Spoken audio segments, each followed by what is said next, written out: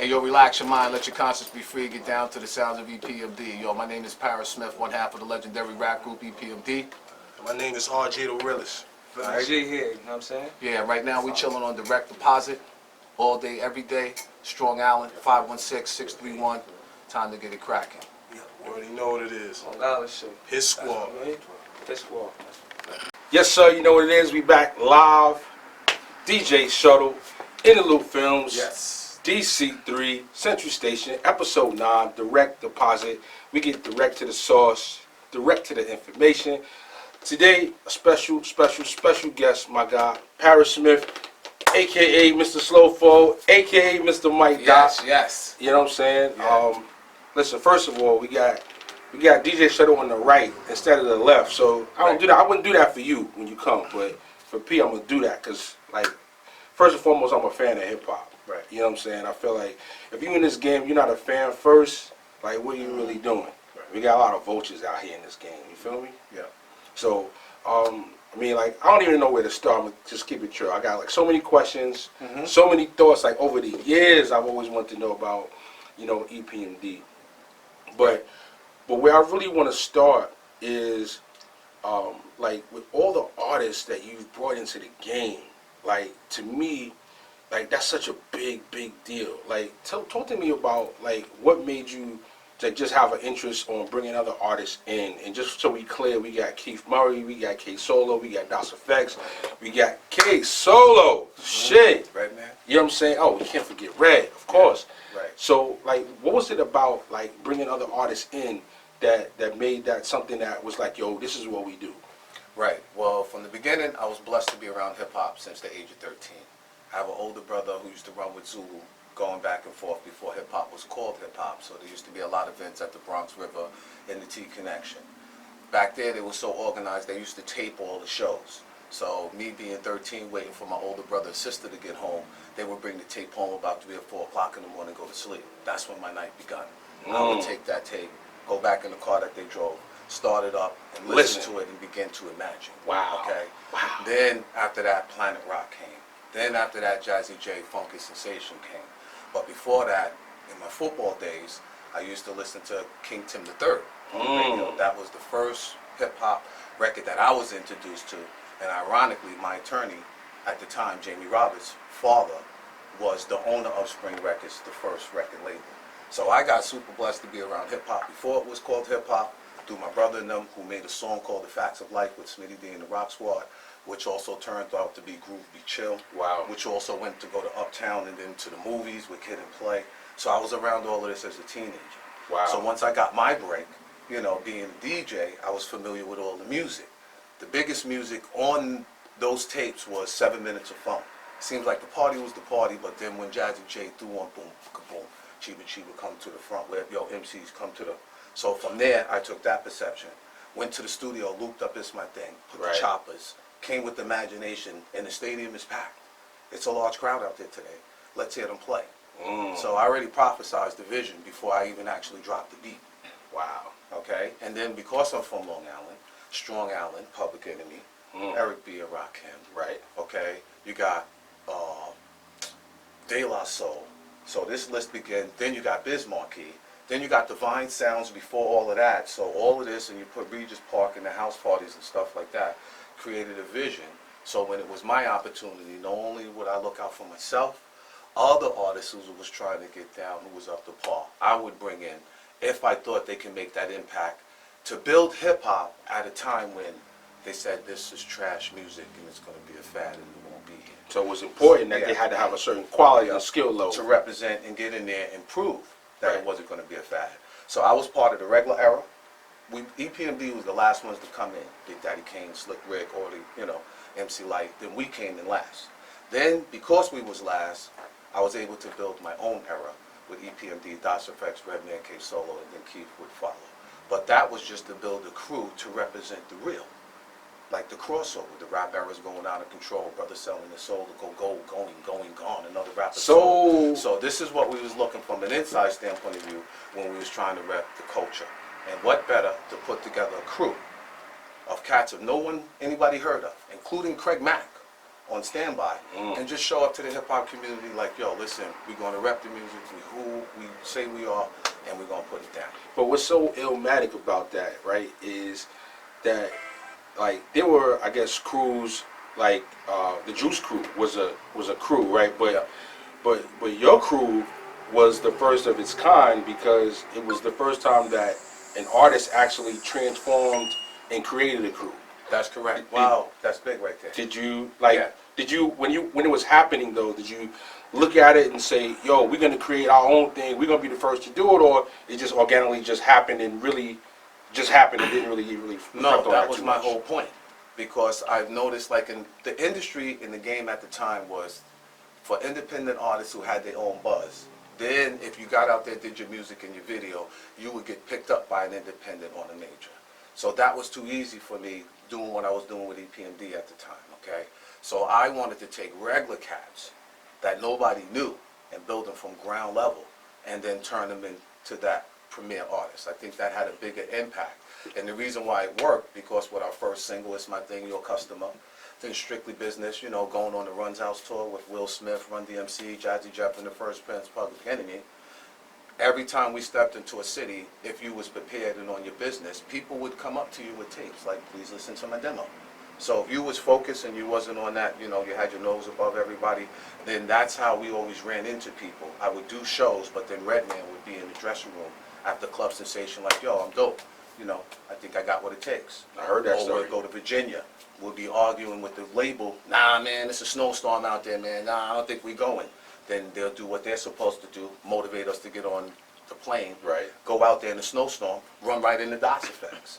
So it's always been about doing what you're supposed to be doing, but while you're doing it, be alert, because people are aware of who you are, and the right talent would approach you. So that's why I took cats who wasn't, because I was already on my way there through the experience of watching my older brother and sisters in this phenomenon that's called hip hop now.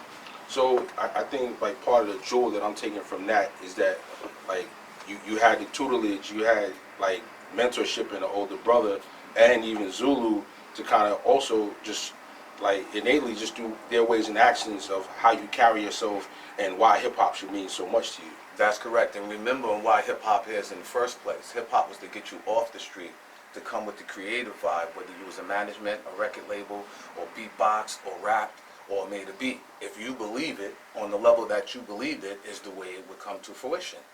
That's So a fact. I believed it. Strictly Business, #1 album, Billboard, you understand what I'm saying? Then the Run's House tour. And then actually going to the next level of bringing in other artists that sold more than us. Like DOS Effect sold almost 2 million. Redman was out there selling millions, you know. Right. And, you know, we're one of the few blessed crews where all our guys are walking around living, you Doing know, well. just doing well, just off the basis of the camp that they came through.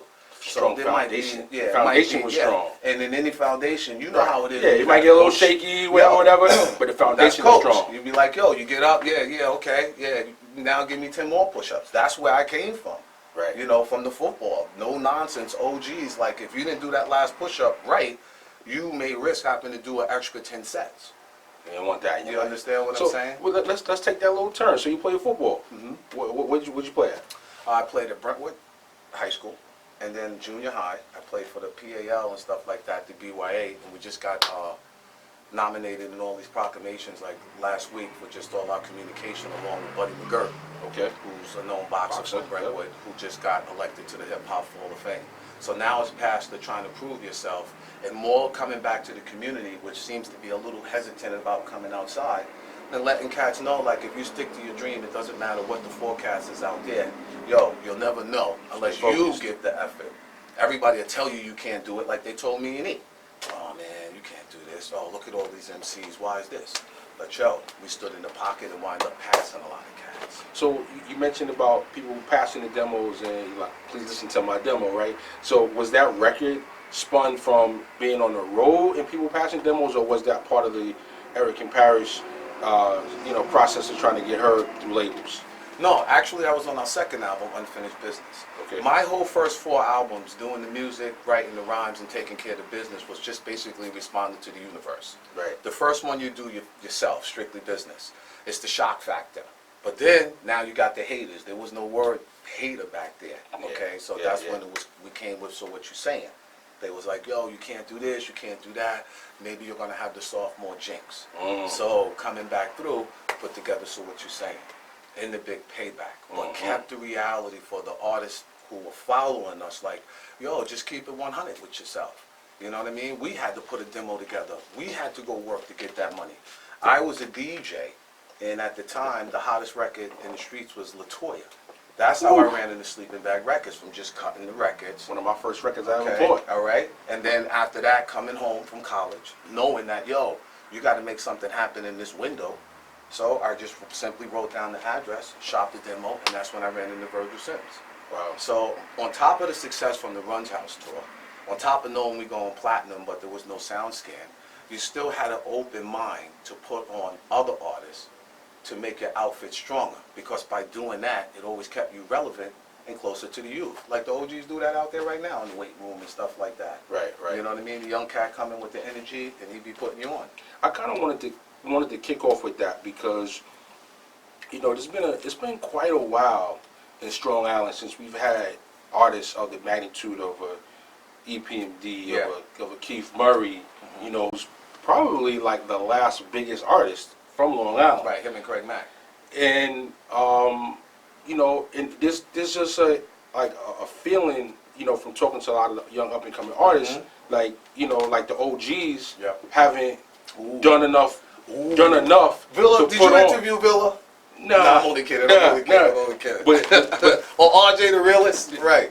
this is the word on the street. Wow. You know what I'm saying? That you know, that the young artists, up and coming artists, feel like, well, if, you know, it's been all these years, Yeah. look at all the OGs we've had in Long Island. Like, how could they be the OGs and not make something happen for somebody in all these years, right? Now, you know, I happen to know, like, you know, you've worked with artists like, you know, RJ the Realist, who we're gonna chop it up with a little bit. Yeah. You know, John Jiggs. I know. Yeah, Jiggs. You know, Buster's worked with, you know, Reek the Villain. So I don't feel like there's been, you know, a short of opportunity. Right. But it's an interesting, you know, it's an interesting conversation. Right. You know what I'm saying? And Yeah. you know, and a conversation that needs to be that had. needs to be had. And when you're young, you know, you want to be heard, right? So I'm intrigued to kind of like hear your global perspective, because I mean, I know what you do, and I think people could say, all right, P definitely has worked with some guys. Yeah.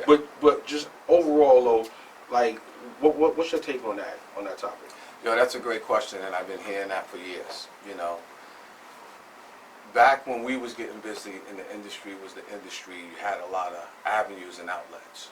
But then over the years, after I left the game, the technology took over, okay?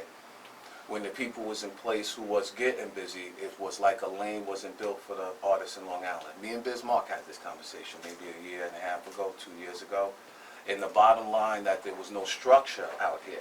So when we had the light of an EPMD, you know, or Keith, or Bismarck, or Public Enemy, or Eric B. or Rakim, you know, the foundation for the younger artists is behind us. They wasn't set up from an independent standpoint of view. This is what I noticed. When I got back to the game, everybody was trying to run back to an industry that didn't exist no more. Right. It's a new game. It's changed. The game now is, if you invest in yourself, if you incorporate yourself, and if you put money into your movement and you get an audience, then the check gets cut. So it's about your work ethics. And when the concept is not understood, then you have the new artist is working with the old mentality as opposed to the new mentality that, yo, this is all about streaming, algorithms, and staying on the road.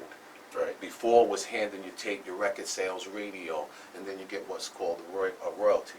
Absolutely. That's considered a zone defense, okay? Heard you. Now, Football talk here. okay, now 2019, 2020, it switches to audibles and running guns. You got a blitz. That means Shotgun offense. If you ain't state to state, if you ain't got your camera out filming, then you don't have no content, then you are dead in the water. So it doesn't matter if I know Parrish or E or Right. Biz Right. or whoever, because the way the game is now, Yep, you know, if you're gonna do it all the way. that's correct. If you on the internet and you streaming, you on Instagram doing all your promo and all that, then Let it be known who you are so that people can contact you when you're gone. If you do a show, you know, don't be rhyming over your vocals, because we Oh, didn't come from that shit. school, from the Run MC to PE. Like, it's right in your face type rhyming. And don't just walk back and forth across the stage. On top of that, your dress code, the way you present yourself to your fans is the way they take you. You don't put no effort into yourself, then there's no effort into them responding. And more importantly, sometimes you can say a lot with a little. So after you finish with the mic and you have the people's undivided attention, you have to take the time to speak to the fan base from a personal standpoint of view, not an artist. Facts. And then you'd be like, yo, this is my IG page, this is my Instagram page. And by the way, here's a promotional card or a flash drive. Because back in the day, what was happening is kids was coming up with CDs or not cassettes no more, that's been gone for a while. But they'd be like, listen to my demo. Where people who rock in suits and moving, they don't have time for that bulkiness. Too much change. So now you got to hand over a flash drive or a postcard with all your tags on it. So when the person leaves that next morning and the alcohol wear off and the trees wear off, Right. they could go in their pocket and be like, yo, that dude was dope last night. Yo, who was he? Oh, on the car. Scan the card, take you right to the link to the music. But if you ain't prepared, if your merchandise game is not there, then you walking in these shows leaving bread on the table. Okay, And that's so- what it's about. People are looking for something that they can do themselves. Right. You're looking for the next man to do something that you can actually do yourself and also get paid for. You know, and part of it is because the game has changed so much. I think that now we got to a point, like, you know, with all due respect to the OGs, it's almost like the OGs really can't do anything because the game is so changed Yep. that until you get your numbers up and your awareness Yep. out there, Yep. I mean, it's like, all right, well, you know, I'm DJ Shuttle, but how far am I going to be able to take you without you having your wave and your That's move and correct. going? And that's what it's monitored by. Eric and I talk about this all the time. Like, you know, we do a lot of traveling on the road. So when we ain't rocking, that downtime, cats be polying. And basically what happened is we stopped working. That's the bottom line. And then we had to get back to work. So it's a couple years that we've been back to work, and then you catch a rhythm because this wasn't something we were trying to do. This is Right. something that we really became and something that we really are. So once you get out of your way and you know what time it is, then you're back in a position to, one thing these generations don't like, which we won't like, is if somebody's talking down to you. You understand? What I love about it is they caught the business aspect of it. Right. And they got that. But there's one thing that you can't know is the life aspect. That comes with growth. That comes with living experience. And it's about you staying on top of your game if you want to be in the game. Like this is my 32nd year in this. So you've been around a while. A while. But look at all the stuff we've seen. Yeah. So you have the opportunity to get out there and wild and do whatever the case may be. But if you love the art form, you know what I mean? If you have respect for the people and you know what's going on in your community to make a difference, then you do what's necessary to keep your brand on point. And sometimes you got to take the hit. That's what they say, yo, but when you've been battle tested, it's like, yo, this is small potatoes. The youth, I think, got slighted because of how fast this art form called hip-hop rose. And I don't think they really understand there was a chance where it could have collapsed and then turned into the way rock did. So by the time we got here, we was looking at Bon Jovi and be like, yo, that's rock. Not knowing what the real foundation was to put rock and roll where it's at. Right. So now hip hop is, looks like it's doing something. Looks like the golden era is trying to do something. The boom bap, the B-girl, the B-boy. And look at this. Before it used to be college radio. Right. Now it's real cats who's been students of the game. Whether they're doing it from a business level or Wall Street financial. So the game is really saving itself. You got Wall Street cats that's just big fans. Like, yo, here you go. Long as your stuff is right. Yep. Long as you can prove who you are. Because anybody can get the check, go get an F-150, and rack them and themselves up in the pole, and then like, yo, that's what you did with your with your blessing. Yeah, have an accident out here. You know? Crazy. So, it's so many different things I just want to just throw at you. You mentioned the production, right? Yeah. From where I sit, right? E became a great producer Right. in his own right, and I think, like I said, my perspective, I think a lot of people associate the production with EPMD with E. Right. I think that's like the perception more so than some of the actual truth. And the facts are the facts, right? Right. P is the producer for the Strictly Business album. But before we talk In the about Unfinished Business album, in the Business As Usual album, in the Business Never Personal. You know, when you're in the middle of building a multi-conglomerate like that, some will call it a paradigm. You know, you got to Google, look up all of this stuff. It was more than rap. It was more than beats. It was like, someone intelligent trying to do the right thing for the game, from a business standpoint of view. You Right. know, signing DOS Effects to East West Records, signing K Solo to Atlantic Records, signing EPMD to Def Jam, and then signing Redman to REL, and I think I was like 20 years old. You know what I mean? So when you're doing the business side, when you're actually taking care of the market and promotion, but the drive was coming from sitting down, putting those beats together, you know, and then you go to these big venues all across the world and you see the impact of it. So, like if you nice and you holding all the belts, you walk away from that standpoint of view. You don't know what the aftermath is going to be or the mushroom.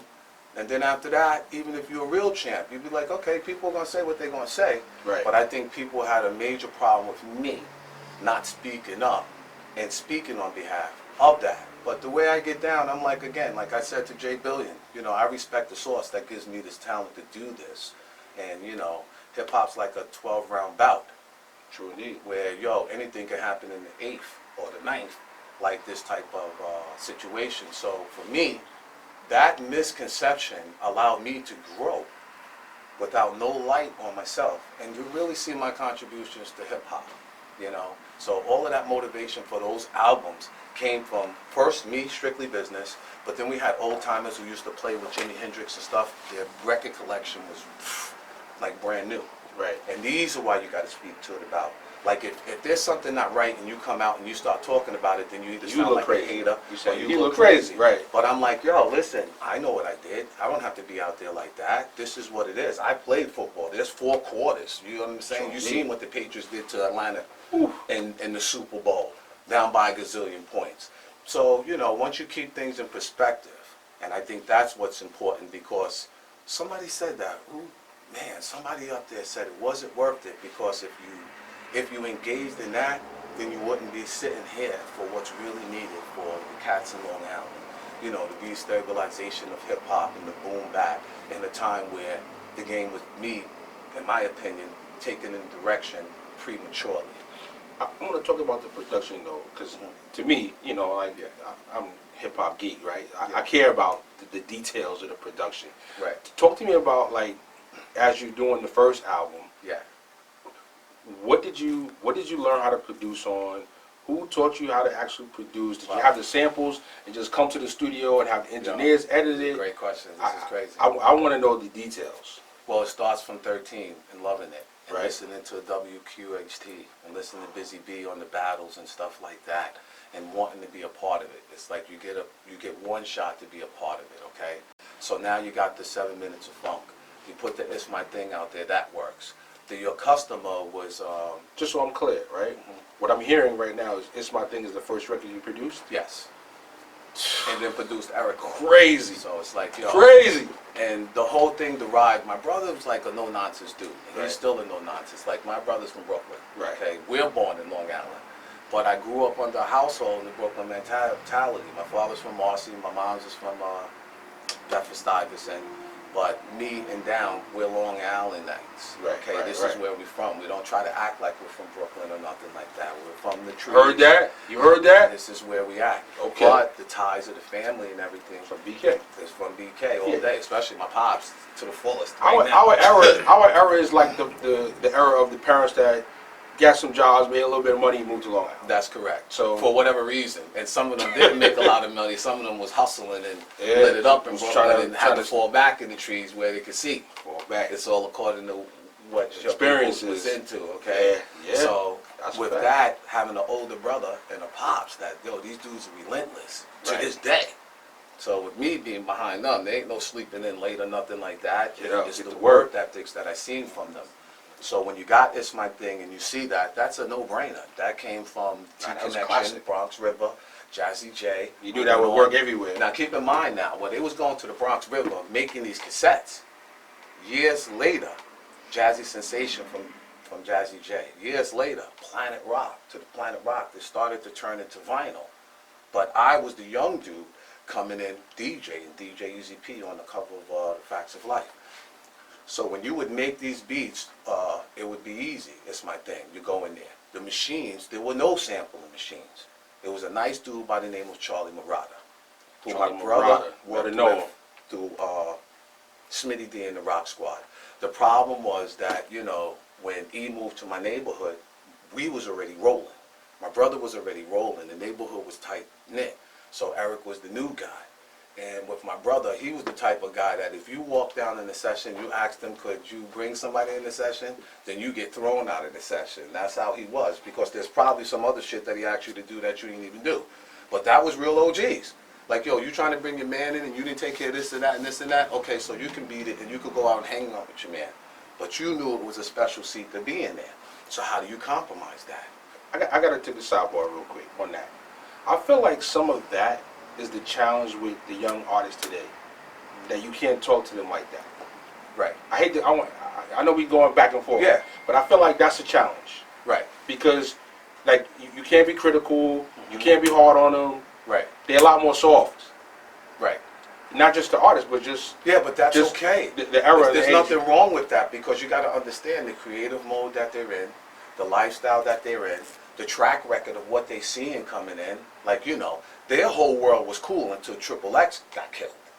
Then they got introduced to what we've been dealing with Tupac, with Eazy-E, with Biggie. So up until then, they couldn't even relate to us. They were like, yo, the OGs are bugging. Those are old heads. I don't need a boom.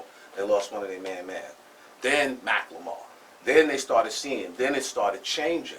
So they're in that state where they're getting a tremendous amount of money. Look at Right. Kodak Black.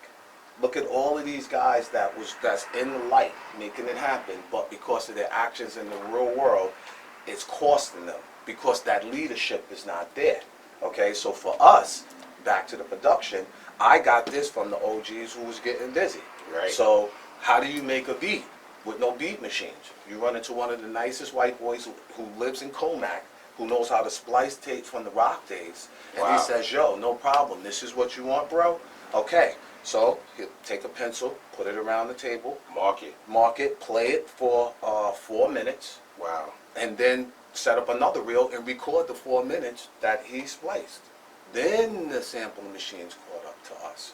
Now the only drum machines that This is wild. existed at the time. I've never heard any production like this. This is how we started. They had to catch up with us because the ideas was in the head. Okay, so just like what you were accustomed of, that was a Lin drum, all that other stuff.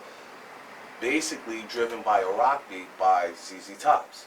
But then when you come back to the hood and you play it, cats ain't supposed to understand the rock stuff. So if you put it together from a rock bass standpoint of view, but you build the bass line and the hi-hat and everything around it to support it, once you put mute on the rock sample, Right. then that bass line, da-doom, sitting there, you bring it back to the hood, they crack a 40 drinking, and they be like, yeah, that's it right there. Because it's the people from the hood, from Brentwood, Regis Park. Right. Got to give a shout out to Pat Myrie. You know, all of these, the Alonzo. These were guys who really embodied hip hop before there was any money. Okay, before there was any deals. They had big 15-inch Serum Vegas, Bringing echo them out to the chambers, park. bringing up to the park, just doing their own stuff. So you was amazed at that. When you go to the house, the equipment would be on. You know the way equipment sounds when you ain't even playing it, just that air. When you know it's like, oh shit, if you put that needle on, that shit gonna go shit. Davey D, you know what I'm saying? So we was just paying homage back to them.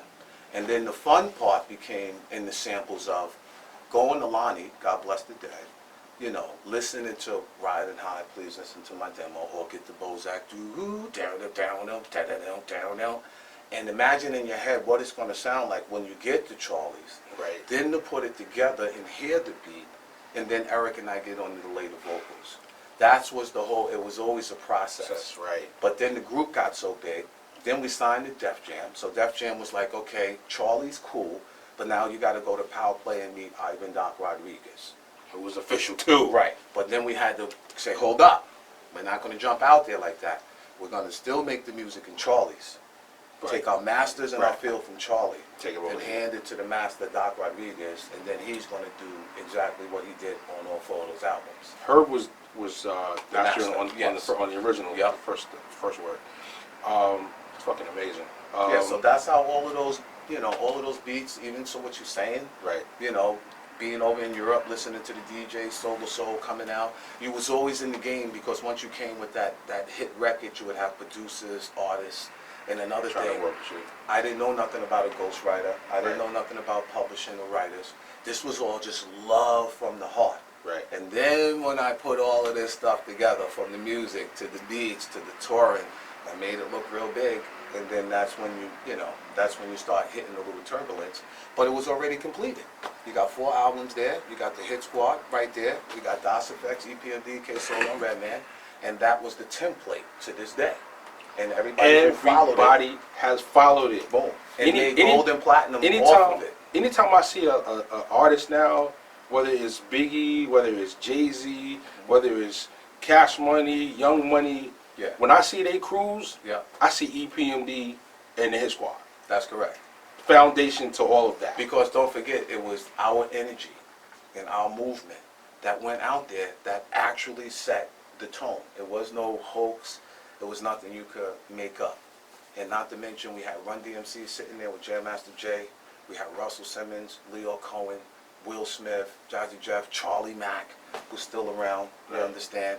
We had all these components of leadership that when EPMD used to go left, because we used to be coming through a lot of these cities with a crew. We had Alvin Tony with us. Oh, shit. You understand what I'm saying?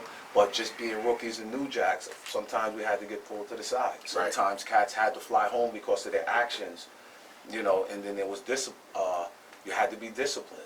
And I just think in some of those actions, you have to sit down and see what part you took in it. Right. That's what I learned out of this whole thing. People can point at everybody and blame. You gotta But look in the mirror until you first. sit down, like Michael Jackson said, man in the mirror. Man in the mirror. All right? Believe it. But then once you look at that, it's just basically getting back to the dude you was in elementary and junior high and high school. That's it. When you get too far in the game and the beats, some people have problems holding up because, like you said, it's global. Right. It's universal. And that tour life was different back in the day. Yeah. Because now you're on social media, you're a lot more, the fans could touch you a little bit. Yep. Figuratively more than they could. That's correct. Back in the day, it's like you had to get to the city. And until you actually got to the city, it was basically like you was nothing but a write-on picture. Right. Or a tape cassette or whatever, an album cover that they staring at. Right. But when you came to the city, it was like, oh, You're part of the landscape. I'm breaking through the hotel, Yeah. security, I'm Yeah. on the tour bus, whatever Yeah. whatever it takes. So I'm not even gonna ask about them stories, so I know that was wild. Yeah, wild is an understatement. That's why you have to really, if you love the art form and you love yourself, it's how you approach the game, it's how you stay in the game. Speaking of the tour life, right? I got to tell you, like, I was sitting here getting chills when you were talking about the artist, right? Because I went to HBCU. Also, I went to Hampton. Right. Oh my goodness, you got to bring that up. So, what I'm going to bring up, hopefully, is good. Yeah. You guys came and performed at Norfolk State. Yes. I was actually there for that concert. I don't remember nothing bad happening. That's crazy. You're the second guy that told me that. No, nothing bad happened there. Oh, okay. The heat on the stage melted the wax on the turntable. Oh, shit. That's what I remember that. And then we went to another college right after that in Harrisburg. And the heat from the stage in the middle of the show actually melted the vinyl in the middle of Mike Doc Part 2. So he was rocking and the music turned off. And he's like, yo, what's going on? And we looked at the turntable. The vinyl was warped like in a U thing from the heat. That's what I remember from Hampton and Harrisburg, Pennsylvania. That was, I had been to the Fresh Fest concerts at the Coliseum, which was amazing. But seeing the Hit Squad, I loved all of the artists that was down. So at that point, and plus DOS, not to cut you off, was from the Virginia area. It was area because they went to school down there. Right. So it was super lit. There was a lot of cats from up north down there. Yep. So for us to we basically lived down there. And then the Virginia Beach days, forget about it. Nobody was flying. We was hopping in those cars, driving to get to the scene. But we was approachable. We were touchable. And then the game changed. And then the game went business to put it where it's at now. And the whole point, what people should be happy about, is that hip hop is not a fad. Right. That it survived. And now it's up for you to do the work because now it's on a corporate level where it should be. Now how you going to represent? Like, are you who you say you are? Right. Or are you not sure? Now, You know what I'm saying? Did y'all peep that P said the game went business? The guy that's all about business. That's what I love about it. You see what I'm saying? So I hooked up a paradigm. Right. Was able to leave, learn about myself. Right. And then at the end of the day, the way it was designed is the way it's sticking, and it's on $1 billion level. So it's really on you, like what you do with inside of that. And like when I see people that come up with like their mixtapes part 2s and part 3s, or a spin-off for names, again, I bring that to EPMD, like actually coming out with a brand, like you know, strictly Yeah. business, unfinished business. The You foundation. know, like everything's business, but Yeah. but the branding though of the thought process Yeah. behind that. Right. You know what I'm saying? Yeah, no 'Cause question. there wasn't really a lot of that before. So having a integral part of your crew with a DJ, Yeah. K, Diamond, and Scratch, like 3 incredible DJs. You guys had dances, like you guys always included like the elements. I guess you mentioned being part of Zulu, having an influence on you. I would imagine, I guess some of the stuff you experienced with your older brother Yeah. played a part into making sure those elements were in place. Yeah, well, to be honest with you, I was more into hip hop, and the b-boy and the b-girl and the breakdancing and the music. But sometimes along the line, you make different type of records, Right. and then now you got to deal with TV. Right. You got to shoot the Apollo Live. You got to shoot all of these things. We did Tonight Show with Jay Leno, like real deal. Right. Okay, and sometimes you got to add a little more whatever so it looks appealing. True indeed. And I'm cool with that, but it's just a limit on what you actually add. We're not gonna put a dress on. We're not gonna put dresses on. Oh, that's a whole other story. We're not gonna do all that. Right. But for the artists, it's for the dancing, like the Fendis who got busy, for the Marquis and stuff who got busy. They didn't only just bring dancing to it, like they brought Far Rockaway to it. Right. They brought Brooklyn to it. Right. So when you was on those 3 tour buses rolling 8 hours at night, nobody was dancing or rapping. Cats was really super building. But we built something so big that once we had to take a break, everybody behind us wanted a piece of that.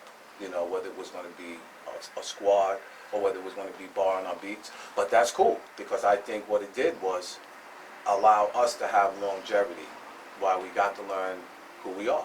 Because every huge artist from DMX, Jay-Z, Mary J. Blige, look up in the sky, it's a bird, boom, boom, boom, boom. Nah, All none but of your EPMD customers, samples. Yeah, all over the place. I know the world to Texas. You know? But the problem was once EPMD stopped making music in '92, a whole different outfit came through, and that's where Long Island lost the traction of actually putting new artists on. But now that it's business and it's technology, the foundation is there, and Cats is speaking up. So that's why you got Filler, that's why you got RJ, that's why you got all this stuff that's coming from Strong Island. You can't say Long Island around DMC from Run DMC, he'll correct you. Same thing with Chuck D. So I think once the format and the foundation and the technology merges together, and Cats could start hitting out all of these spots out there, and realize it's not about getting signed to a major label, but it's about building your business so a major label want to mess with you. Absolutely. You got to go out there and get that art department. You got to go get the video department. You got to get your merchandise right. You got to sign up your promo tour. And then, now you're ready for business once you done incorporated your name. It's a whole new Now business Live model. Nation want to get in contact with you. They look in, your numbers is up, and you work for that. So now you appreciate it. If you don't work for it and it's given to you, it's easy to walk away. Yeah, But if you work for it and it's yours, it doesn't have to be nothing with hip hop. Back in the days, what happened when how the whole scalping. What happened? Why did you get scalped in the first place? You know what scalping is? Yeah. You're getting got. You're getting got. That's when they cut the hair off. You woke up with oh man, it got me. That's because you did something the night before, thought you got away with it, and it wasn't even worth the conversation. You just looked in the mirror and was like, oh yeah, true, my bad. That's how it goes. Hip hop is based upon what you bring to the table and what you believe. You don't have to talk to your man what this about. MCs out there, you better stand clear. EPMD is a world premiere from New York Straight Talk, America's Best, Cold Island, Long Island. It's where we rest. I didn't add nothing in it.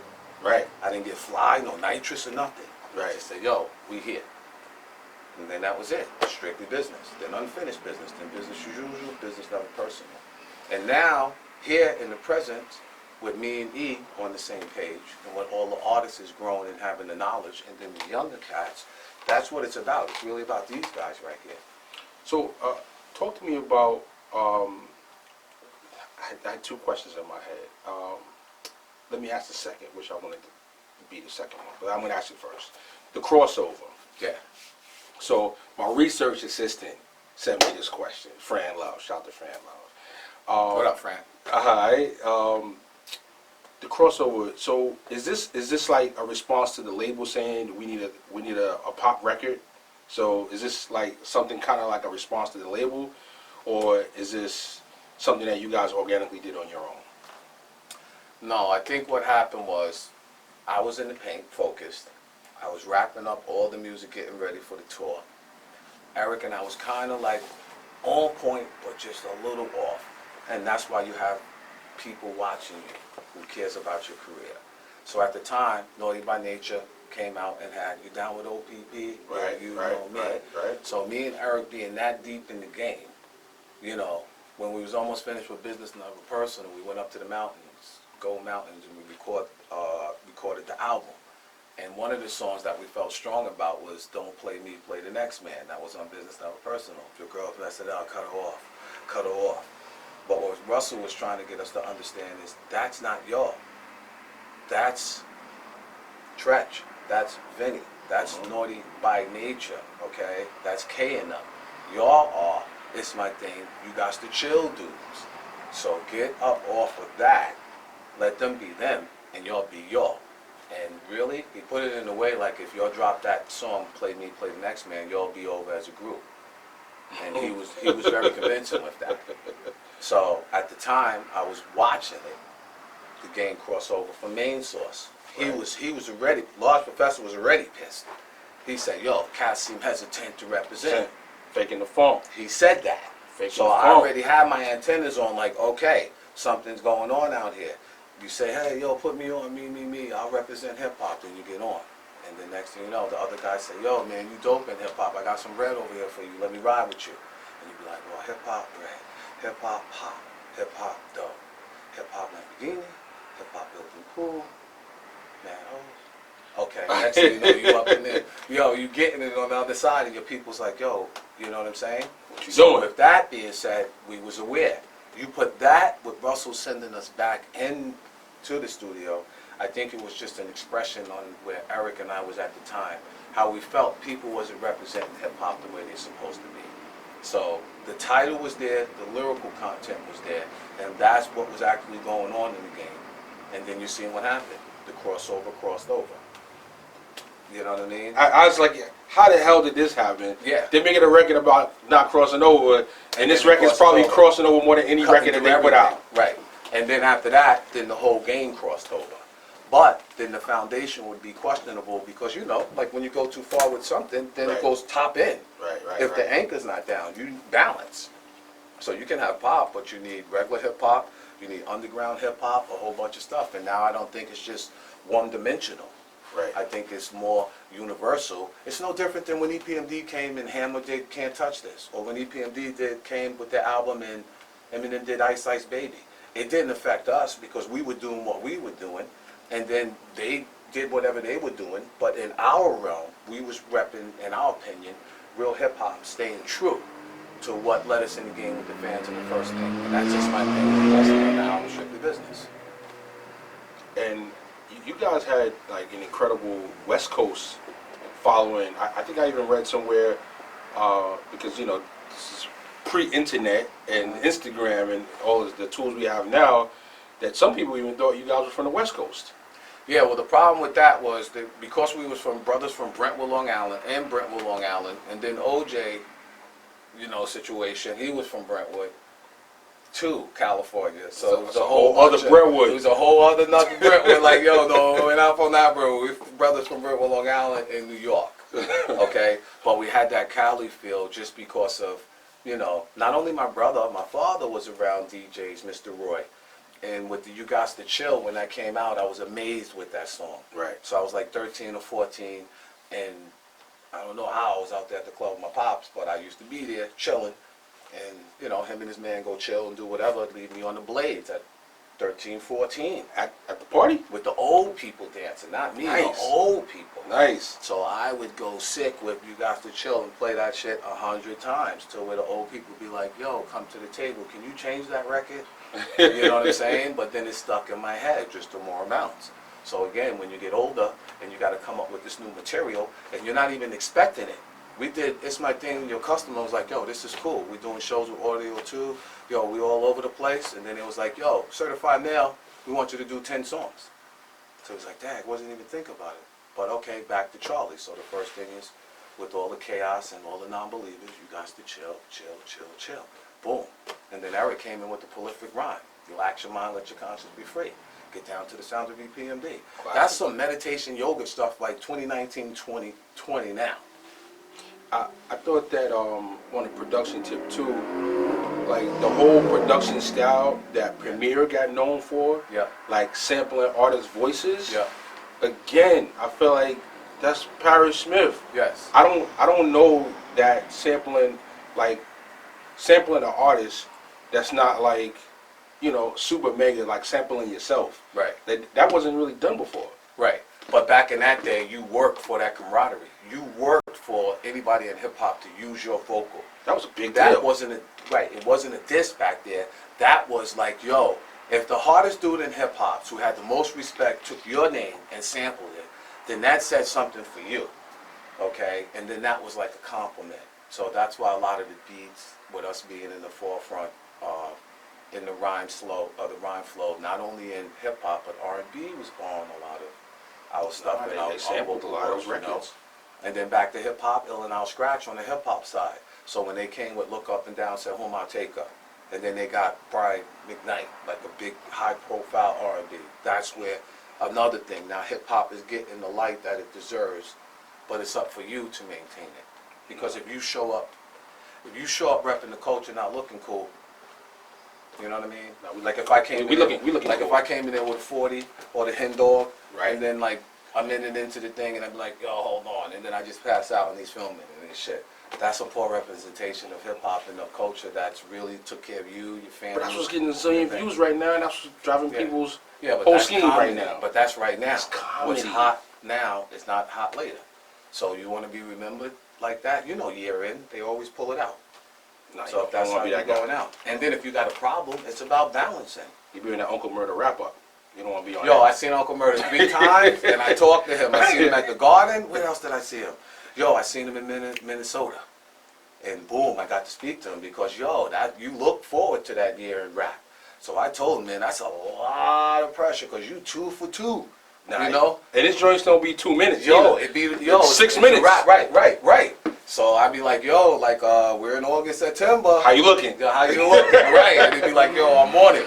Because yo, you be ending the year, and then when you least expecting, you know how the year end gets. It's wrap up time. You know what I'm saying? You don't want to get caught with 000 on the clock, and you out there outside the door with Down the door 20. locked. Yo, okay. So with that being said, yo, he understood. And then when I see them, we just did the Garden maybe like 2 weeks ago. Saw that. I brought it up again. Like, yo, you gonna be ready for the year end? He was like, yeah, I'll be ready. A lot of shit this year, 2019, as every year.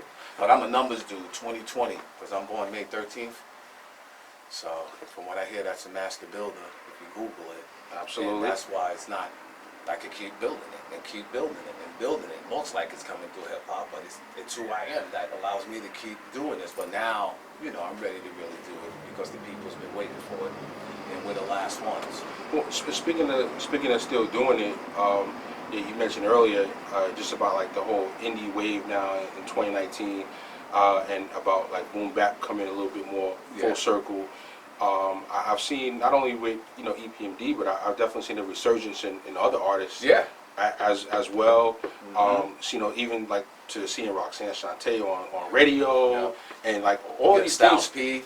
P, his music, Jada's music, all of those authentic, real MCs that get the respect for being dope artists. Right. They're allowed to be themselves because that's the market that they came in. And it was hard to exist when there was nothing but pop, thin music, Pro Madonna Tools, and no all one this tape. shit.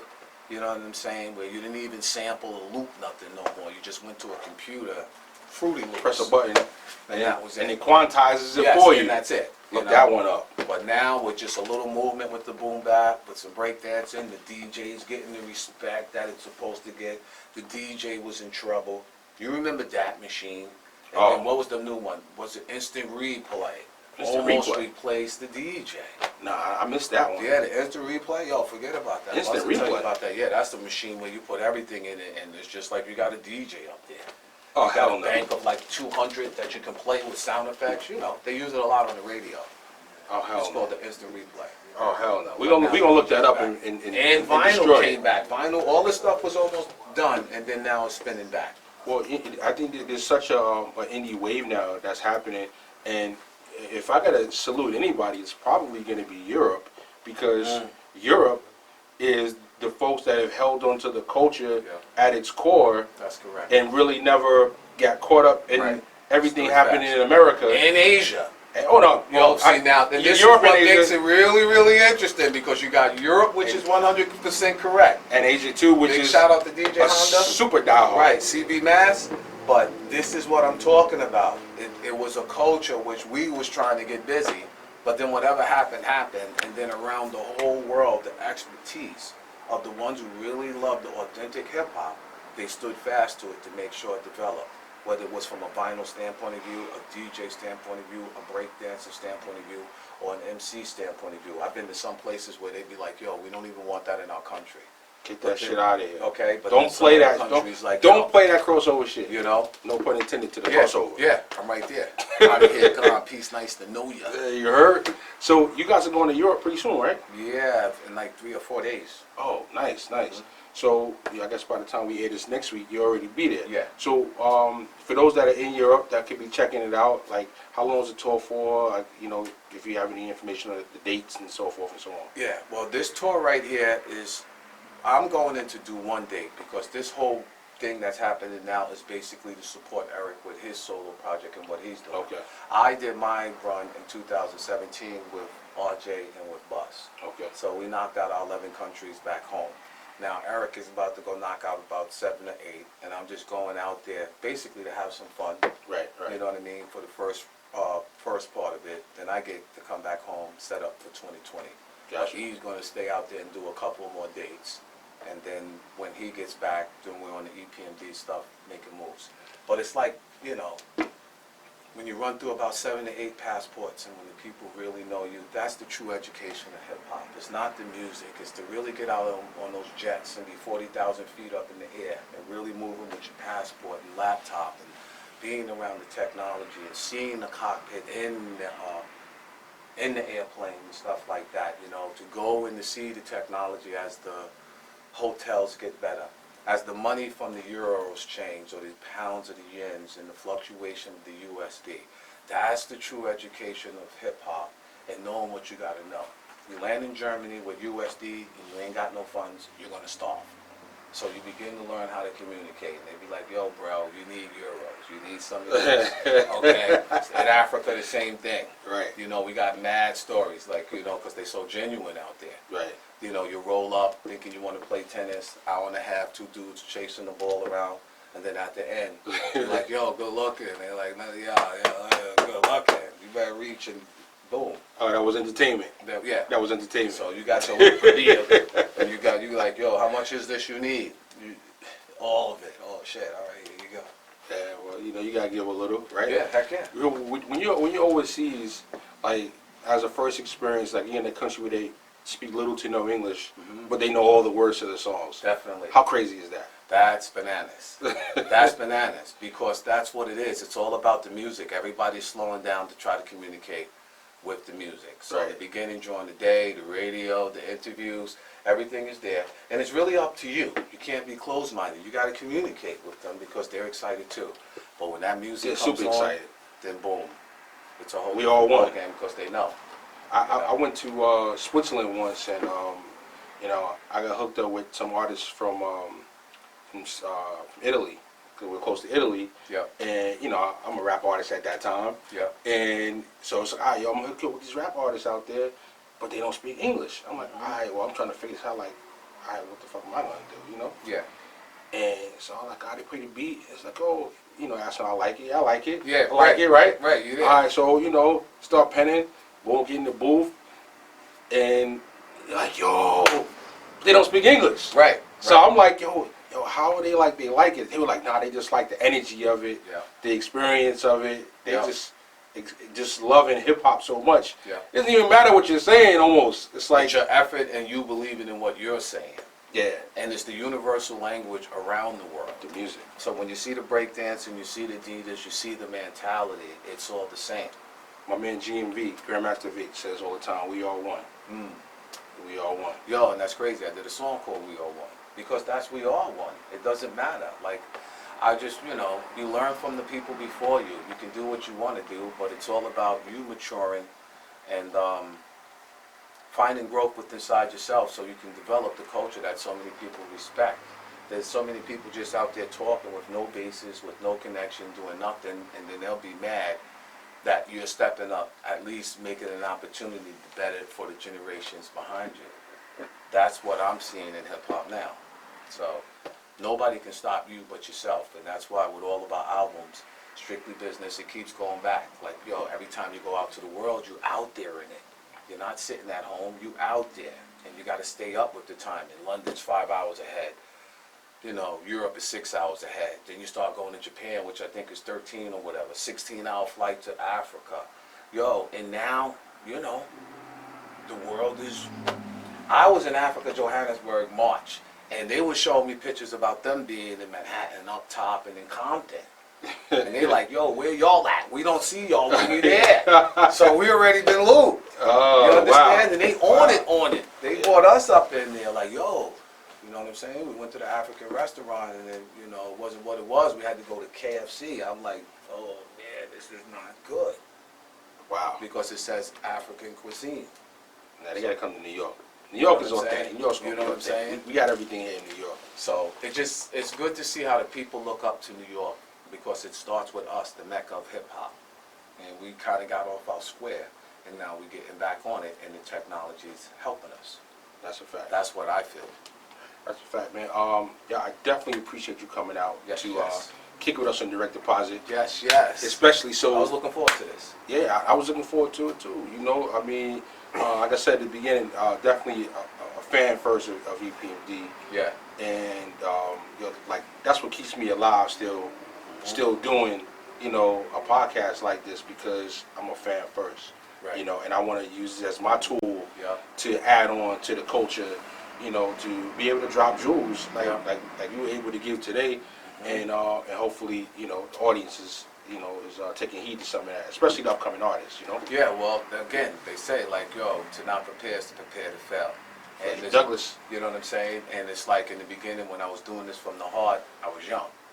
But then when you get older and you see the severeness of it, this is something I thought about in my mind and made a reality. And that's what prophesizing is all about. You don't need to go to somebody and say, hey, this is what I'm thinking, this is what I want to do. Because then if that guy can't do what you're going to do, he's going to do everything to deter you from that. And now I see the severity of the difference between authentic hip-hop and then all the stuff that transpired since EPMD was gone. I think it's imperative for me to be clear with what I've done and what I brought to the table from a production standpoint of view, from a music standpoint of view, from a performance standpoint of view, and from a business. A paradigm is a rhythm that's created. You do your Googling and then boom, this is Nikola Tesla type stuff. This is Einstein's type stuff. You don't limit yourself. If hip hop gives you this ultimate gift, not only you can learn by music and travel in the world, but what about expanding the consciousness in the mind? Inspire people. And inspire people, not be greedy. Like, I'm not back here to do this again. I already did this. I just came to understand and put clarity for whatever I already done for hard people like RJ the Realist, for Billa, for Rhino. These are guys that want to do the same thing that we did with Schumann Management, with the Hit Squad, but only in their timing. So you got to explain the rhythm of being the first squad of all squads. There's no squad before the Hit Squad. No, I think that there's been a lot of, maybe a lot, maybe a little too liberal of a word, but there's been too much of their version of the story, and not having the true account Right. on a few things that have been, that have happened and transpired in hip hop. That's correct. And I was a history major, so for me, it's all about documenting the facts That's correct. And being able to back it up and be able to back it with up. the facts and the proof. And that's why we are direct deposit, Right. because we get direct to the sources and depositing that information to make sure that people get it. That's correct. You heard? And this is what it's about because hip-hop's been unbelievable. Like KRS One said, rap is something you do, hip-hop's something you live. Since I checked in this at 13 years old, this is what I know. This is what I live. When you're 13 and you hearing those tapes for the first time, Yeah. who is the MC that you're listening to that you're like, yo, he's dope? Wow, that's a great question. Well, outside the regular radio, they were playing with Kington III and Rapper's Delight. On the inside, we had town heroes like Biz Markie, okay, K Solo, who was KV before K Solo, Burgermeister. So just so I got it right, K Solo was like big in the town. KV was before, one of the nicest, the number one contenders. So before EPMD, yeah, pushing in Wavy, he was already He was a big deal in the town with the Rock Squad, but it didn't work out. Okay, and then my brother picked him up because he was that guy. Like if you was 13 and your pop said you couldn't go out to the house party, you was gonna try to sneak out to see him. You know what I mean? Because he just handled that mic like that. Burgermeister handled that mic like that. There was a couple of them. And then you had Divine Sounds, Disco Richie, so it was around like that. Then you had Biz, What People Do for Money. Then you had Biz Markie in the sector. And then you had the parties in Regis Park with High Voltage and Chubby. So it was always, that's when the leads was out and fold them up. Lee patch. Yeah, and you had to use the fold your Lee up the hair, shit like that. Mean crease down the middle. Yes, definitely. The mean you know what I'm crease. saying? Then the sheepskin came with the sheepskin hat. You know, there was a whole bunch of stuff that just basically. Listen, y'all sheepskin game was mean. It was ridiculous. It was mean. Right. The hat, it was mean back then. He mostly stayed on a lot of that. You know, he always used to make sure our gear and stuff. Like, I go get a sheepskin and mess around a little. But, he was about, that was it. That was what he did. We'd go to the shows. That was the fun part. Right. Like, I'd be taking care of stuff. I didn't have time for that. But then when we get on the road and you go in your hotel room and you see like 5 hoodies there, 4 pair of sneakers laid out, like, it all comes back around. It was like, that's it. And then if that wasn't there, then he really was out there to get stuff made. He was out there and all of that other stuff, the Hit Squad jackets and stuff like that. That stuff I would take care of and stuff like that. Those jackets was tough too. EPMD. But as far as like the fashion and the gear and staying on point, like Eric handled a lot of that. So, hip hop shit. The fashion, hip hop shit. Fisherman hat, No. Timbs. That's us, man. What was the sneaker of choice? What was the sneaker of choice back then? Timberland, no. Tim Boot. Tim Boots. Yo, Tim Boots. I wore the Tim Boots. I wore the Tim Boots today for I was trying to get the bucket hat, but I couldn't make it happen. Yeah, I seen one right there though. Yeah, the real one. Short. Yeah, it wasn't big so, enough. but with us, the 10s, but Das took it to the 40 belows. It was all the way up. And what was you here? Was you here to floss, shine, or was you here to get the work done? But back there they had the Air Force that cats rocked. Right. Then we had the Air Force Ones, which was here the for a while. original Air Force that had the patch in the Yes, back. exactly. Right. And we used to go out to St. Louis and get, like, they had all of these big places where they used to just let me and E go in the warehouse and just basically go like this. And then Run DMC being signed to Adidas. Right. Yo, what was you gonna do? I took a couple of those. A couple of those. Then you do the deal with St. Ives, which wasn't, we didn't know back there, but the St. Ives truck was flying through Wine Dance and Brentwood on the regular until we figured out that shit was rocket fuel. So he's like, hold on, you gotta slow that shit, got people leaving. That wasn't Old Gold. Right. Nah, St. Ives was another. Yeah. That was But another ironically, level. his father owned Old Gold, and that was his son trying something new with St. Ives. So he added little remix. Added some more, like put more octane in there. Yeah, Nitrous. After a couple 40s of those, I was like, nah, that's too much. I never seen really rarely no one finish a whole bottle of St. No, Ives. you ain't lying. It's about 3/4. He said you ain't lying. We get about 3/4 deep, and that's Me it. personally, I didn't really mess with that. Nah, I tried it a couple times, but after a couple, Gold was cool. nah, you know what you was gonna get. Steady. It was Steady. Right, Steady. right there, But Nah. that lightning bolt, man, anything can happen. Now I was like, yo, this guy, he mentioned a 40-year-old Gold on a record. I was like, yo, who's done that? Gold as we roll and stroll and play bowl, sucker, because you was told, right? I was like, yo, nobody's done that before. It's like, yo, this is crazy. Crack a 40, what kind of OE? The Slain MC, Howard, and QT. So what's your name? Come on, you know what's MD. Now while I'm wrecking, he's checking all the bodies that's left in the pop behind the stage. P's like stepping. Off from the scenes, I see lights and sirens. Witness everywhere, but no one's seen a thing. When cops ask questions, my description is vague. No answers at all, just bodies behind the stage. But witness shells out that he was dressed in black. Black. Stupid Dookie Link with the fisherman hat. When 50 says how he fled from the spot in a black sports car. I think it was an IROC, but the windows were tinted, couldn't get a look. Why? There was smoke from the rubber he cooked. The big payback. Yeah, that Y was big right there. Come that on, Y, come on. that was the no look like Dub. I'm ready. Right there. Yo, I'm Y. ready. I'm ready. Yo, right, I want right, that. I right, want that. right. So, Y. That's my mother's favorite verse too. That's crazy. yeah, yo, Yeah. favorite EPMD album? It's tough. All Nah, those- I need one. It's hard I need because one. it's like a big bubble that was created. It's hard for me too. You know what I mean? It's hard for me too. Damn. But I got one though. Yo, It's hold hard- up it's hard before for you me, say it though. No, I'm not. You gonna go first? It's really tough, but I gotta keep it strictly business, so it don't get complicated. Because it's the first one. Yeah, and like Jay-Z said, there's nothing like your first album, because your first album's a lifetime. Then inside of that, you get access to stuff, and then you write from a different perspective. True. So I know Unfinished Business, but the Benz wasn't here, the IROC wasn't there, the Jews wasn't there. Okay? And then Business as Usual, we're standing in the swamp with guns pointed at us, helicopters, all types of stuff. That's Boom, my bang. shit. Okay, yes. Business as Usual is my shit. That was the year of the war. That's when I was feeling like I'm kind of going to go a little left and go more towards the people in the world than from the music. So that's why it was kind of like when you had Gold Digger, because cats started getting bread. Right. You had Mike Tyson on TV with what was going on. You had the NFL guys getting bread and stuff like that. So we just started writing about worldly topics. But the production, it just, yeah, yo, it just, Gold Digger, all of those it songs. just was like harder.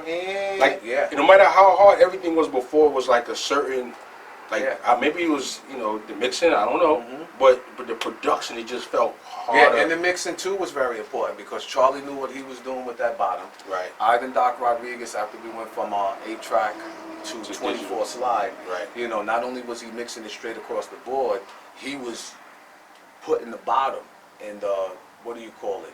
Oh my goodness. Not truncating, but when you take the music from top end and then you put it low end. Is it? No, it's not truncating. I know what you're talking But about. you would have, it's taking the same track, but just recreating it with nothing but bottom. Right. Okay, and then Doc was also specializing on the 808. So we benefit a lot from the energy that he was throwing into Boogie Down production with KRS One and them when we started going to Power Play. And then Business as Usual, that's when, things really started, like the crossover and the headbang, and then the team was unified. But DOS Effects didn't get a chance to get on the headbanger, but they got on Humming Coming At You, and that's where we would have did a Hit Squad album, but everything worked out the way it was supposed to go. That Business as Usual, though. Yeah, you on that. That Red Man, Mm-hmm. that hardcore. Oh yeah. Oh, Well, I did that God. track. It's like basically I produced the tracks for Eric Intro on Strictly Business and Right. all of that. I produced Knick Knack Patty Whack for K Solo's intro, and then Hardcore for Reggie. And that's when we was really out there in Detroit, Saginaw, Michigan. So a lot of that was coming live, what we were saying up front, from the show. And that was Redman intro. Redman ready to rock rough rhymes when it's halftime. That shit was crazy. Yeah. Crazy. So, So, I mean, again, I appreciate you coming out. I think you dropped some great jewels for the new artists. yeah, definitely. That's Yo, coming what you're out. gonna believe is what happens, but you can't just be out there all sloppy if you really want to make an impact, and you got to be different. You got to be like, yo, so what's going to be different from me from the 70s, Right. from the 80s, from the 90s to the new millennium? I came in sampling in the late 80s, not knowing the real music didn't start to the 70s. So it was only 10 years behind me where I was getting all of this music from. Right. But then now, with a better understanding, you just get to enjoy. I think there's nothing worse than doing a great body of work, but not being there healthy-minded to appreciate it and understand exactly what Eric and I have done for hip-hop. I definitely appreciate it. And, as a DJ that plays the gamut of Yeah, grown folks parties and events, yeah, but also playing, new, young club events as well. I can tell you, honestly, like EPMD is in the rotation. It's like it must play when I play my throwback hip hop. right. You gotta play it. Right. It's no different than LeBron's and them getting busy out there now. But when the shit get thick and start getting shaky, they gotta refer back to Jordan. They gotta refer back to Magic. It's no different than EPMD, Run DMC. There's not us like, yeah, I did the album, I did the business, but it wasn't until I actually got out there on the Run's House tour to see Run, to see Jay, to see D, how these guys really embodied that. Right. And then to take it from the business of Rush, to take it from the business of Def Jam, and to add it to what we have already for Schumer, boom. So we get to wake up out of that crazy nightmare, pick up all the pieces, all the guys is here, and then we just get moving, taking it one day at a time, seeing what the game presents. No, I mean, you guys definitely did it. I mean, you mentioned Run and D. Yeah. I mean, like, their influence. Beast of the rhyme and the rhyme I just made. Party after party, life to this name. Trooping with the trooper, we all get paid, so let's go. D, that's me, the king MC. Rhyme getting mine on the TLP. Can another MC ever? Hell no. It's know. like the A, the B to the C. It's easy as 1, 2, 3. You can't touch. Jam master number. Yeah. It's a little reminder for the sucker that's kind of a little message from that's what we came up under. And we was hearing that before it actually came. Run was pulling up in the 835 Beamer with the orange tack, like with about 4 antennas on the back of his shit. And we was still driving the 68 Camaro, going to wine dance just to look at Rakim's 190 parked outside with the rag top. I remember that. You remember? From the island, you remember in the that? lab, don't mess with knock, rock. Just open anything. Open the door. Yo, you know, talking about like specifically Long Island now, right now, Mhm. right? I feel like part of what what's maybe a challenge in Long Island Yeah. is like compared to like Queens, right? I feel like whether it's Nas or a new artist, Mobb Deep, CNN, there's kind of like a Queen sound, right? Yeah. They may be a little different. There might be some new young guys coming out, but you still got Same cadence, same sound, but different. Brooklyn, same thing. Like, you're going to get guys that make you feel like Biggie, that make you feel like Jay, that kind of thing. You see where I'm going, right? Yo, you see where I'm going, right? right now. You see where I'm going, right? And I feel like that I got 2 points here, right? The first is with the new artists. It's like there's not the this is Long Island, this is what we do. Right. Something to kind of like have under the arm, the way Queens and Brooklyn, even Uptown has. Right. And I feel like taking it back to EPMD and Rakim and that whole, you know, that whole thing is like, well shit, we from the same hood. Yeah. More or less. Yeah. So there's the influence. So yeah, we all gonna sound a little the same. And I kind of never really got like, I know people probably just talk, so maybe it was just like some niggas in the hood just talking shit. Yeah. Oh well, you're always gonna have that, but you got to read through that. But when you keep it in perspective, it's no different than Mike Tyson saying, "Listen, don't step to me with that shit about Muhammad Ali. Let's keep this shit in perspective. Muhammad Ali is Muhammad Ali. Yeah. And my hat's off to this man. Absolutely. And that's the same thing with Rakim and Eric B. You know, when you came in the game, so think of a master plan. Nothing but sweat up top, yeah, nothing in here, shit is fucked up. That's where we got it from, okay? Right. So when you hear dum dum dum dum dum dum dum, then you hear dum dum dum dum dum dum dum dum. Those are like Records you could play with each other. Right, exactly. But when you know how the history came, where a guy by the name of Alvin Tony from Winans connected Eric B with Rakim, and then went on to work with Eric and Parrish, and then to help out Craig Mack, you know, With this Bad one Boy. guy was so instrumental. Yeah. You know, those first 4 albums, that was our go-to, one man. It don't matter what's going on right now. Right. That one man from Winans put Eric B and Rakim together, kept Eric and Parrish together around the whole 4-album run, and even when there's little stuff, because people start stuff. Right. You know what I'm saying? Right. So, yo, you could be, and Rakim and I talk about this to this day, and Kane. So these are like my big brothers when I took a break and I was catching up to speed, and it was like, yo, you normally run a low 40 in the 40, but right now, son, look like you've been drinking a couple of brews. You understand? Now, 2019, when we catch up, I could catch up to them and be like, they'd be like, yeah, we're running that low 40 again. I hear you. You know, and this is what it's about. Without the indifferences of whatever happened, there was things that had to get spoken upon. Right. And real brothers ain't gonna let you walk past it. Nah. So Rakim would speak on it constantly, you know, with the testosterone and stuff like that. You know, he's very knowledgeable. True. Kane, I would see Kane, we'd do a show in Kentucky, rock, blah, blah, blah. 2 o'clock in the morning. I'm like, all right, cool, yeah, everything's good. No, it ain't. Knock, knock, knock. School bell is at the door. Yeah, Kane's on the 3rd floor. Boom, sitting outside, and boom, we just want to chop it up with you for a second. So then, boom, I've been out the loop for a second. I go up there, I sit down there and talk with Kane, and it just brings me up to speed. Same thing with Bismarck. So this is what happens when you got good brothers around you, and you go through something, and then you coming back in and you listen, like my uncle said. Don't matter what problem you get in, as long as you learn to listen, listen to learn, people who love you will always point you in the right direction. So Rakim let me know. Big Daddy Kane from, don't forget, the crossover. There's a lot of wilding going on up in there. And then you listen to Batman Cagney, Lacey Still Camp, boom, boom, boom, boom, boom, boom. We didn't know. You understand? Rakim, I dig him, I never dug him, dig him smack. I just was looking at the commercial with the, that's all I meant there. Yeah. Follow the leader. Okay. But then as you get older and you realize, like they broke it down to me. And then once you get past that, then you really move it. No different than Wu-Tang with Men's of Mike. You know, if the car got 4 flats, don't hop in and throw it and drive and try to get on the LIE. It's not gonna Or work. AAA. Chill. Get it fixed. You know what I mean? You know what you got to do from there, and then get it moving. You got to chill. That's right. Wait. Yo, we here. The Mike Doc is in the building, direct Yes. deposit. You got an artist with you that you're doing Yes. some amazing work with. You want to bring him out? Yes, I got a hard-working artist by the name of RJ the Realist from Amityville. He's on my last solo project, Business Mentality. Did like 12 countries with me.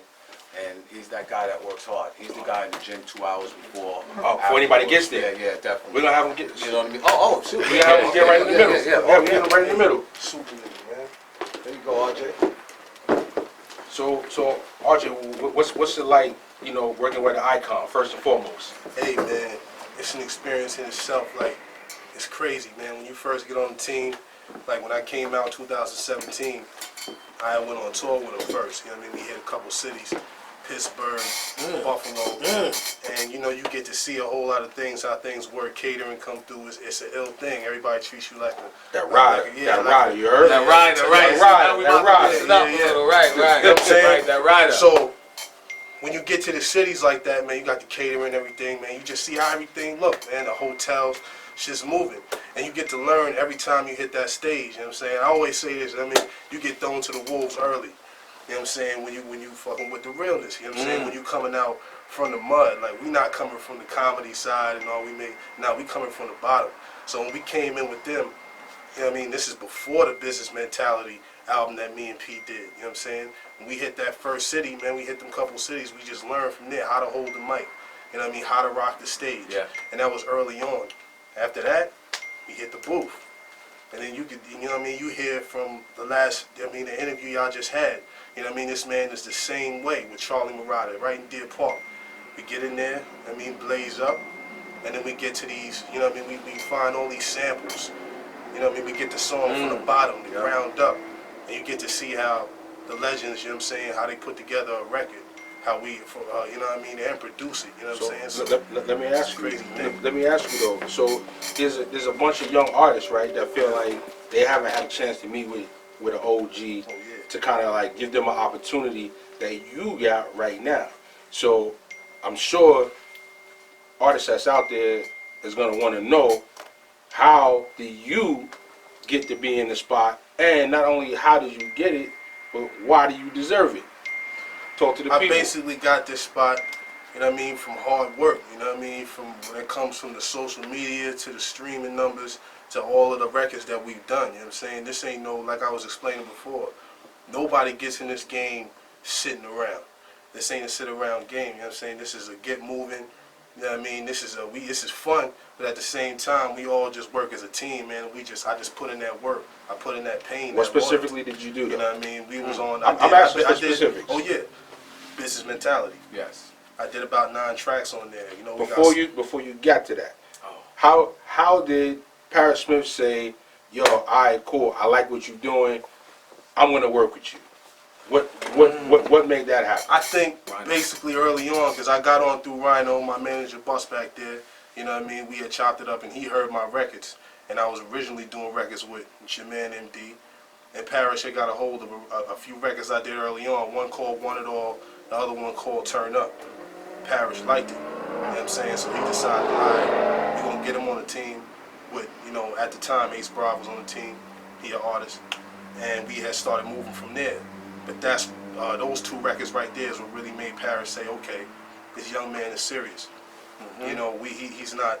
He's every time we have studio session, he stays from 3 in the afternoon, 12 at night, 5 days out the week. Whatever verses need to be done, them shits is fire. And really, they're humble with it too. Yeah, we you know what I'm saying? It's a team movement. He just see the loyalty. Humility. I put in the pain. I mean, I always say like you gotta have that H2. Yeah. The hunger. Yeah. And the humility. Yeah. You know what I'm It saying? reminds me of when I first met Eric. You understand? That's what it felt like to me. You know, aside from the rhyming skills with the similarity of Redman and Eminem with the fire of 2017, just that humble. Like when I met E, like E was just laid back. He knew all the popping, had all the rhymes. Like when Burnout Gets did that thing on the train. Right. The very next morning at the bus stop, yo, he had like a whole story about it. Even to Jane before we even said the rhyme, Jane. Right. So you know those real cats that really embody it. And then once you put them in the right position, they can get down. And out of all the people I've seen back in there, when I really started taking it serious, my solo project was just to learn a new game and reintroduce myself. That's how we always did it. And then we'd figure out what's going on, you know, a couple of radio runs, a couple of interviews and stuff like that. And then before you know it, you're out there moving around. So with RJ, all we kept hearing on the way in is like, yo, P, why don't you take, everybody else is using your classics. Everybody else is using beats from the EPMD classics, but I didn't really feel like I had that artist. Even though I was okay in different artists to use different songs and stuff like that, I never felt that an artist that I was rocking with was coming from that standpoint of view. And then when RJ came, I gave him Your Customer. He destroyed that in the mixtape. I gave him So What You're Saying. He destroyed that. Not just rhyming 12 or 16 bars, but like, forget about it. Every bar was like probably 32. To the point where we did songs with him, we was doing 32 bars. But like, yo, we're not supposed to be doing 32 bars. We do 12. I mean, 16 is a stretch, but we're in 2019, so boom. But this is what he would be doing. And then when I took him on the road overseas in 2017, taking him to Europe with a passport in 2017, and then him coming back helped us so much up until this point because he's there and he has it, but sometimes I forget that like I really took him with me. It's not until we get on the stage and we start rocking, because I've been out there with a lot of dudes who love EPMD, but when the lights hit and the energy turned on, I don't know what happens. Like they just, I don't know. They don't understand. Like Eric and I, we did these songs when we was young. It's rapid fire, the energy from the crowd. So if you really up, you see the way you did, yo, the big payback, and he was like, why? And I was able to like, you know, throw the shit down like that. You don't know what it's like when you up there and then the person don't know and don't put in that little thing. You know, where with him, he's there, he embodies our era with the age that he is. How old are you, RJ? 25. Okay, so 25. he's 25. He's talking about friends. How many of us have them? Like our era. Right. You know, he knows the message, Grandmaster Flash. So I think this is what our era is. This is artists from this era to come in there and have fun with his career, but also be mindful of the people who put the pillars together to allow you to shine in this light. And I think he has it. I think that's really important. I'm glad to see that we have a true testament right here in Long Island that's connected with an OG, and this was important for me, you know, to not only have you people, but I was happy to have RJ also, so that we could help destroy the myth that there's a disconnection amongst the two generations. You heard? Disconnect. You heard? Yeah, Village, this my man's Village G, man. We both from Amityville, New York. You know what I'm saying? For those who don't know, you know what I'm saying, it's in Suffolk County, you know what I mean? And he be rocking with me on stage. We actually just did a record, man, freestyle on ISIS. You know what I mean? So we just did, you know what I mean? So we just been working out here. We was actually at Brentwood recently, man, and just was rocking the stage out there after EPMD, man, and a whole lot of big names. You know what I'm saying? So, you know what I mean? Like you said, there's never a disconnect. You know what I mean? With the new and the old. That's what you don't hear that talk? You don't hear that talk? Am I making this up? No, never that. There. Because it's been there for years. You know what I'm saying? It's just, you know what I mean? I don't feel like there's a disconnect. I just feel like you have a certain amount of young people that feel like, oh, You know, you're not trying to listen to the old school, and then you got a bunch of old school cats that's just straight up just ain't even trying to. And then you got dudes like Fabulous, PMD, Snoop Dogg, that's willing to go ahead and we gonna merge these two worlds, and we gonna see what this sound like, and it sound great. This is pretty much what it is today. If anybody's seen a Tupac movie, at the end of the movie when he in the car, he was talking to I think he was talking to Suge, and he was telling him like, yo, and he was playing Warren G. You know what I'm saying? He was playing them. He was like, yo, I could tell, like, yo, this is where it's going. Like, you know, you got the harmonizing with the hip hop. You know what I mean? It's still rapping, still bars, but then you got some new elements in there. So, you know what I mean? So tell me what's next for RJ the Realist? What should we expect for you as we wrap up Q4 2019 going into 2020? Hey man, you should expect at least 3 more records from the kid, man. Right now we got 4 Aiming Friends, regular, and text me on iTunes, Spotify, everywhere. We got 2 more records coming out, Z-Wave and Bringing Home That Money, produced by Eric Sermon. So anybody that wants to be connected with you, how should they follow you, stay in tune and all that? Hey man, follow me on Instagram at RJ the Realist _. Follow my man Villa G. You know what I'm saying? You know what I'm saying? Yeah, man. Follow my man Villa G. Follow the legendary PMD.